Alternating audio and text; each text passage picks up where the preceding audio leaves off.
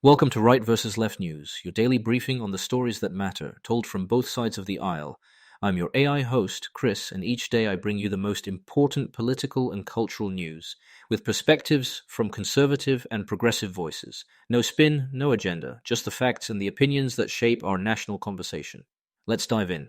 It's Monday, February 23rd. Here's what we're watching from the last 24 hours. A deadly security breach at Mar-a-Lago, turbulence at DHS that briefly threatened TSA pre-check, fresh U.S. Iran nuclear talks set for Thursday, a new Democratic bill targeting IC's warehouse-to-detention conversions, and a paralyzing northeast blizzard shutting roads and cancelling flights. Let's break it down. Before we jump into today's stories, a quick word from our sponsors. This episode is brought to you by Family GPT, the AI chat platform actually designed for kids. If your children are curious about ChatGPT, but you're worried about what they might see, Family GPT gives you full parental controls, content filtering, and the ability to align responses with your family's values, whether Christian, Muslim, Jewish, secular, and many more. Monitor every conversation, set usage limits, and let your kids explore AI safely. No ads, no data selling, complete privacy.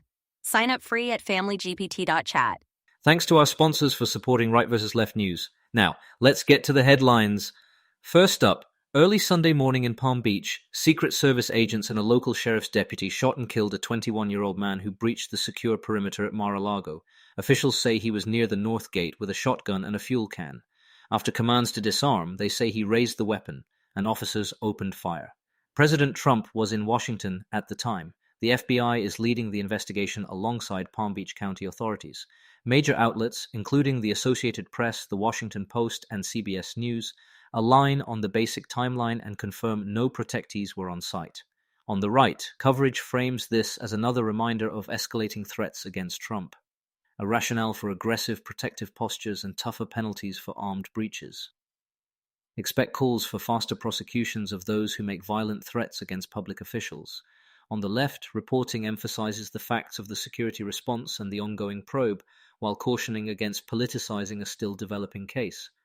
Progressive voices are pressing for transparency on use of force reviews, and on the suspect's motive, if any. Next, after briefly announcing a pause, DHS now says TSA PreCheck remains operational, though staffing could force case-by-case adjustments. Global entry is still paused for now. The reversal followed White House consultations amid pushback from airlines, according to reporting from The Washington Post, Forbes, and Reuters. On the right, center-right outlets cast the dust up as collateral damage from Democrats funding standoff, needlessly spooking travelers.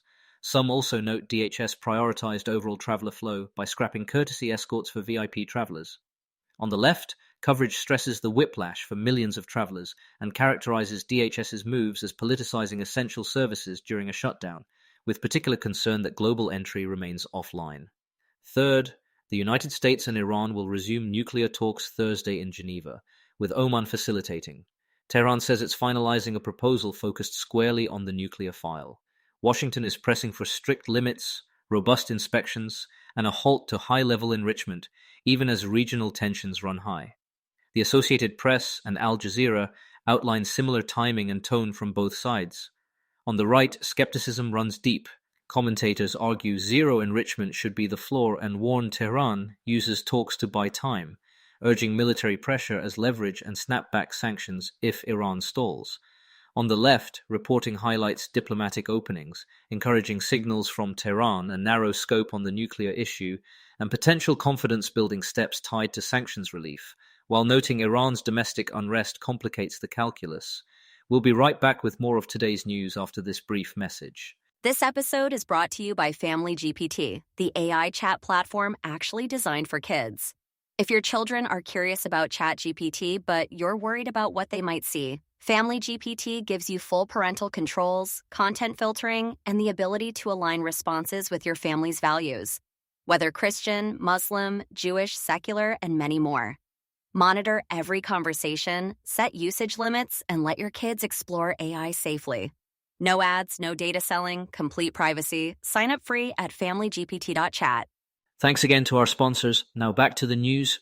Fourth, two Senate Democrats from New Hampshire, Jan Shaheen and Maggie Hassan, unveiled a bill to restrict DHS from turning massive warehouses into immigration detention or processing centers without state and local approval and public notice. The push follows reporting on ICE's plan for 8 megacenters and multiple regional sites as part of a sweeping detention expansion. The Washington Post and NBC News have documented the scope and local backlash, and Fox News has reported on ICE's expansion goals via internal memos.